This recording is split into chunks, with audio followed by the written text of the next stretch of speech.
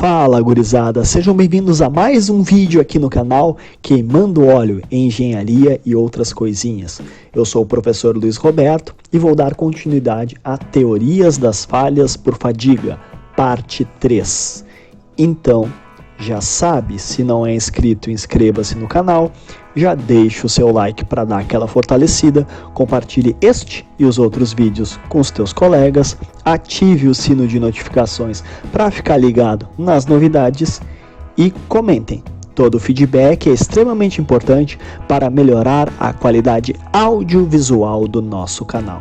Sem mais delongas, bora para nossa aula. Vamos adotar os 4 símbolos no canto inferior esquerdo do teu vídeo. Essa simbologia consiste em azul para desenvolvimento de cálculos, vermelho para percepção de dúvidas, amarelo para atenção e a prancheta é para tu dar uma pausa no vídeo e fazer as tuas próprias anotações, tá bom? Então vem comigo, vem comigo. A nossa bibliografia consiste majoritariamente do livro do Shigley, Projeto de Engenharia Mecânica, de 2005, e do Norton, Projeto de Máquinas, de 2013. Os demais livros complementam a nossa aula, tá bom? Vamos lá, vem comigo. Nós vamos tratar do método da vida sob tensão.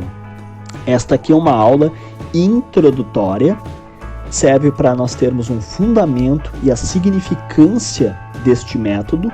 E numa aula futura, vamos ter a metodologia passo a passo para análise dinâmica sob o ponto de vista do método da vida sob tensão, tá bom? Então vamos lá, vem comigo.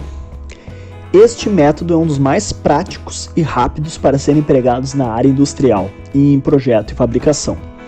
Ele é utilizado para materiais dúcteis e componentes submetidos a alta ciclagem. Então, é para 10×3 ou mais ciclos e é para materiais dúcteis, preferencialmente aços como aços 1020, 1045, 1060, e não é para ser utilizado em aços de alta resistência. Aços de alta resistência é o método da vida sob deformação. Esses aços sofrem efeitos de baixa ciclagem. O método da vida sob tensão é para alta ciclagem, tá bom? E o objetivo dele é para a gente prover uma estimativa do limite de resistência à fadiga e traçar um diagrama SN. S, que é no eixo Y, refere aos valores de limite de fadiga do material e do teórico aproximado, e N representa o eixo X, que é o número de ciclos, tá bom? Então a gente vai partir do material, fazermos uma série de ajustes para estimar o que seria do componente mecânico, tá bom? Então, nós vamos partir do material, associando ele também o carregamento no qual o componente mecânico vai estar submetido, e através de modificadores nós vamos finalmente estimar o limite de fadiga do componente mecânico, tá bom? Este é o objetivo do método, estimar esse limite e traçar o diagrama SN.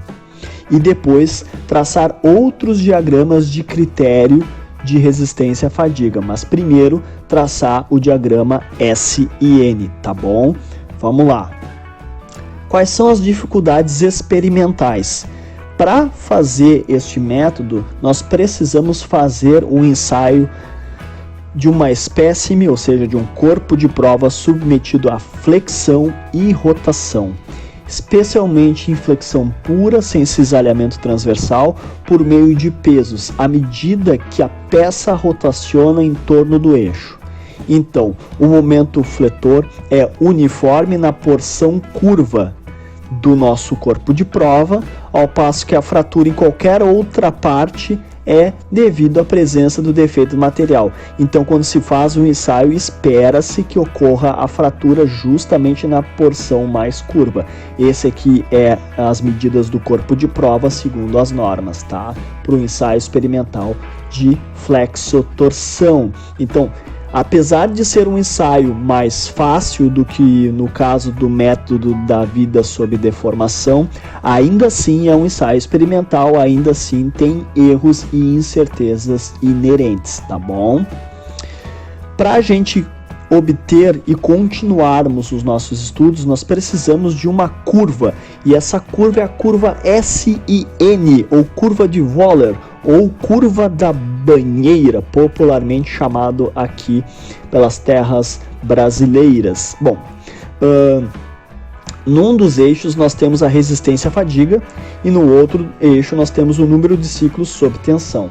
Perceba que a facilidade deste método é que nós podemos medir diretamente as tensões aplicadas, o carregamento diretamente aplicado, e com isso estimarmos o limite de resistência à fadiga. No método sob deformação, nós precisamos medir a deformação plástica, que é muito mais difícil, principalmente em espécimes que estão submetidas à flexão e torção simultaneamente. Agora, no método da tensão, não, é bem mais tranquilo de medirmos as tensões aplicadas. Traçando então esse diagrama nos aços, nós temos, por exemplo, numa das faixas iniciais o baixo ciclo, de 10 na 0 até 10 na 3. Então ele começa com a tensão última, o limite de resistência última do material, vem vindo e decai, onde nós vamos ter primeiramente o nosso limite de resistência à fadiga a baixo ciclo. Depois disso, vamos entrar numa faixa de alta ciclagem, que vai ser a partir do 10 na 3 em diante, ou seja, baixo ciclo e depois alto ciclo. Nós vamos traçar uma reta que vai partir do 10 na 3 até atingirmos o 10 na 6. Este ponto do 10 na 6, o limite de resistência à fadiga se torna uma reta, e nós chamamos ele de SE. A partir do 10 na 6 em diante, nós estamos em vida infinita. De 0 até mais ou menos o 10 na 6, nós estamos em vida finita e o componente pode falhar muito antes do esperado. Perceba que o valor do limite de resistência à fadiga para a vida infinita, ou seja, em torno de 10 na 6, ele é muito, mas muito menor do que a tensão última do material, ou mesmo do que a tensão de limite de resistência à fadiga para baixo ciclo, ou seja, é muito menor. É por isso que quando nós projetamos, por exemplo, no limite de escoamento de 250 megapascal para um aço e ele falha a 90, é justamente pela presença dos efeitos cíclicos, ou seja, é uma falha por fadiga. No caso de aços, um joelho ocorre no gráfico. Além desse joelho não ocorrerá a falha, tá bom? Ou seja, nós temos aqui a nossa curva, a partir desse ponto fechou o joelho e a partir da vida infinita presume-se que não ocorrerá mais a falha. A resistência correspondente ao joelho é limite de resistência à fadiga, ou SE, e corresponde geralmente a 10 na 6 ciclos, tá bom? Façam uma pausa e anotem e esbocem esse gráfico. No caso de ligas de alumínio, não há joelho, ou seja, ele é contínuo.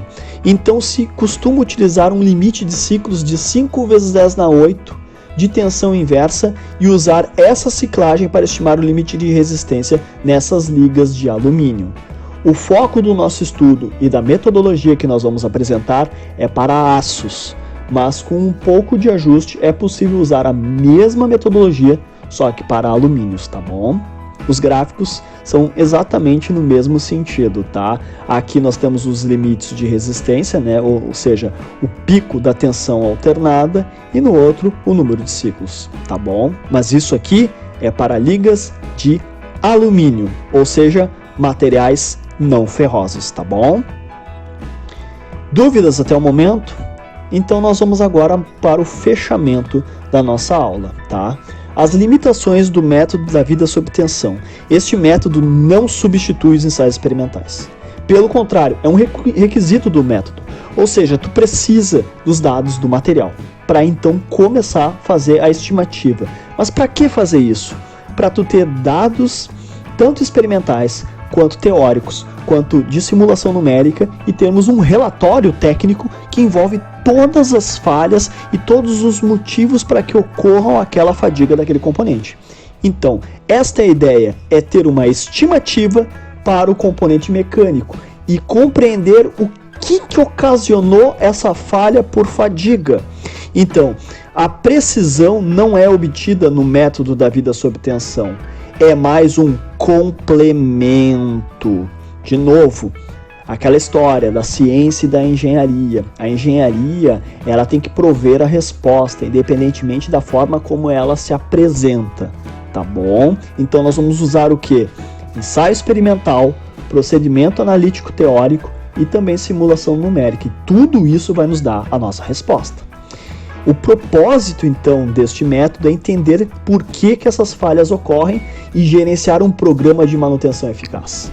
Para tu ter esse programa de manutenção eficaz, tu precisa entender todos os mecanismos e todos os efeitos que ocorreram na falha por fadiga. Para que isso ocorra, tu precisa dos 3 vértices: simulação numérica, ensaio experimental e análise analítica.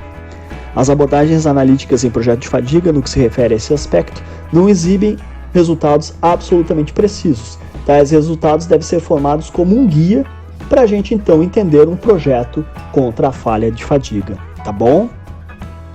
Então é isso, pessoal. Na próxima aula vamos apresentar uma metodologia passo a passo. Então eu espero vocês até o próximo vídeo. Valeu!